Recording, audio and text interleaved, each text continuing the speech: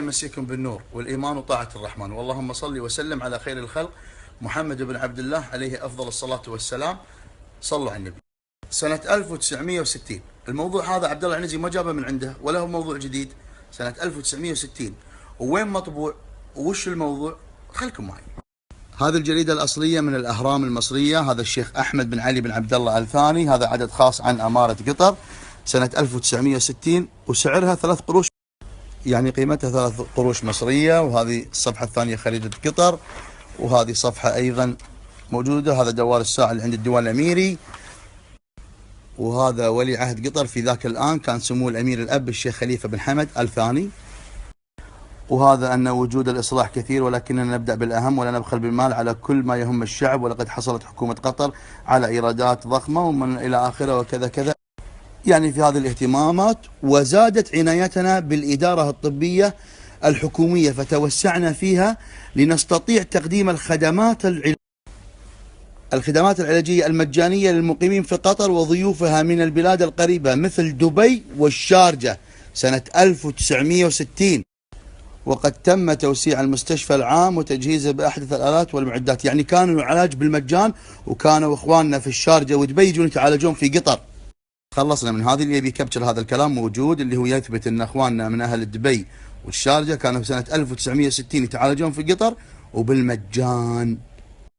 وخلصنا من هذه الصفحة وننتقل اللي بعدها، واللي هو سمو الشيخ جاسم بن حمد الثاني وزير المعارف قطر في ذيك الايام، او وزير التربية والتعليم ما يعادل وزير. وفيها قطر تدفع للطلاب 200 روبية شهريا للتشجيع على التعليم، والجمهورية العربية اعترفت بشهادة الثانوية العامة في قطر سنة 60. نريد أن نبني مجتمعا على جيل مسلح بالعلم والأخلاق. طيب، في جزئية أنا بوريكم إياها، لحظة شوي. مدارسنا مفتوحة لأبناء المنطقة، ومعارف قطر تولي التعليم عناية كاملة، فالعلم والغذاء والكساء بالمجان، وندفع للطلاب بحسب الصفوف رواتب شهرية مبلغ 200 روبية في بعض الأحيان. ولا تقتصر معارف قطر في كفاحها على التعليم النشئ فقط، بل طولت رسالتها إلى ثقافة عامة تهيئها لمن تجاوز عمر الشباب. فمدارسنا مفتوحة دائما في المساء ليتلقى هؤلاء الأخوة نصيبهم من العلم والثقافة. إننا نريد تعويض ما فاتنا في السنين الماضية من الصغار والكبار، بل انتهجت صوب، ركزوا على هذا الجاي الحين جاي، بل اتجهت صوب إخوانها من إمارات شاطئ عمان فبنت المدارس هناك، وأوفدت البعوث التعليمية التي بلغ عددها 25 معلما، وبنت للمعلمين مساكنهم الخاصة، وأخذت على عاتقها تحمل جميع النفقات اللازمة لهذه الخطوة التعاونية مع جيران أعزاء. يعني قطر كانت بنت هي حتى بيوت المدرسين ركزت إخوانها من إمارات شاطئ عمان. شاطئ عمان، وش المقصود في شاطئ عمان؟ بوريكم الحين. يعني هي كانت تصرف رواتبهم وبيوتهم المدرسين. قطر، مملكة البحرين، المملكة العربية السعودية، عمان، هذا ايش مكتوب؟ ساحل عمان. يعني يقصدون فيها اللي هي الإمارات. الآن قطر بنت لهم بيوت المعلمين وكانت تصرف رواتب المعلمين، وهي أوفدت لهم المعلمين على نفقة قطر.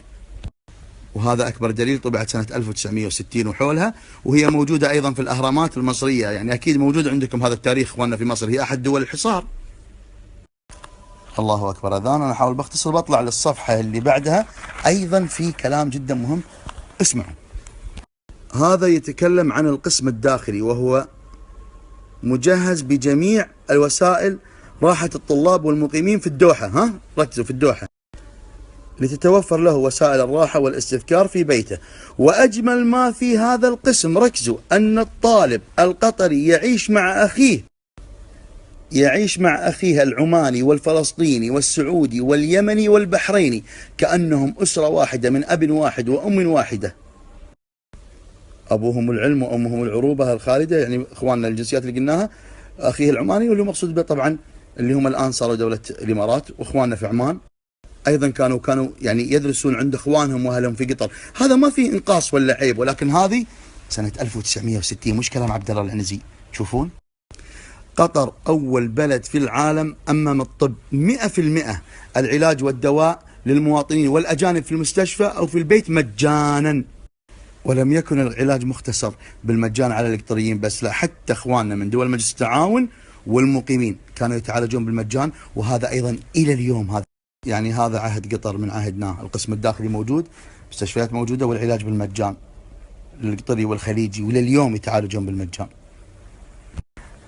ارجع واقول لكم هذا مش كلام عبد الله العنزي، طبعت سنه 1960، عدد خاص عن اماره قطر في الاهرام المصريه.